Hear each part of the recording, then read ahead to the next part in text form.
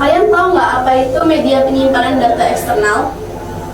Saya Bu, alat untuk menyimpan data. Benar sekali, Osjin.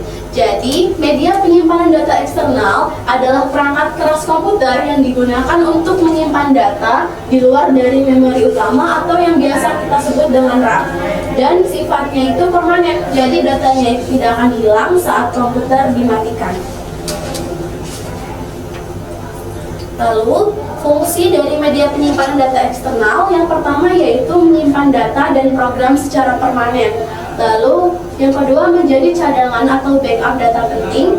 Yang ketiga untuk mempermudah pemindahan data antar perangkat. Dan yang terakhir untuk menambah kapasitas penyimpanan komputer atau laptop. Misalnya laptopnya dia penyimpanannya sudah penuh, dia bisa menambahkan media penyimpanan data eksternal agar kapasitas laptop dia lebih besar dan dapat menyimpan lebih banyak data. Selanjutnya itu ada jenis-jenis media penyimpanan data eksternal. Yang pertama yaitu hard disk drive atau HDD, yaitu penyimpanan utama dalam komputer, biasanya berbentuk piringan logam yang berputar. Ya, Fajar, ada yang ingin disampaikan? Enggak, Bu. Kalau nggak ada, tolong diperhatikan di depan ya, agar paham materi yang Ibu sampaikan. Iya, Bu. Oke, Ibu ulang ya. Jenis-jenis media penyimpanan data yang pertama yaitu ada hard disk drive atau HDD, yaitu penyimpanan utama komputer, biasanya menggunakan piringan logam yang berputar di dalamnya. Kapasitasnya besar tetapi rentan rusak jika terjatuh. Lalu yang kedua ada SSD. Ini merupakan versi cepatnya dari hard disk drive tadi. Biasanya sudah menggunakan chip elektronik, jadi lebih cepat dan tahan akan kekurangan. Nah, yang ketiga itu ada optical disc seperti CD, DVD, Blu-ray. Bentuknya juga piringan kecil, datanya itu dibaca menggunakan laser. Biasanya untuk menyimpan lagu, film, ataupun software.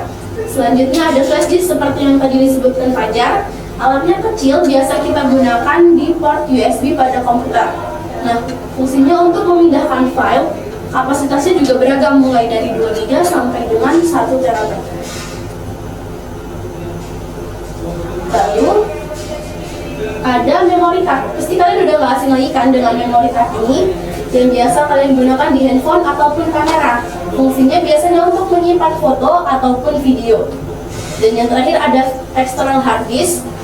Ini merupakan bentuk lain dari hard disk dan SSD, yaitu berbentuk portable.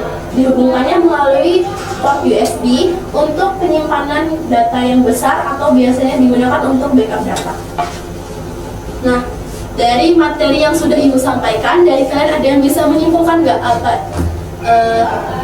Ada yang ingin ditanyakan nggak dari materi yang telah Ibu sampaikan? Ibu, Silakan Rifki. kenapa orang-orang itu sering memakai SSD dibandingkan hard disk, Bu?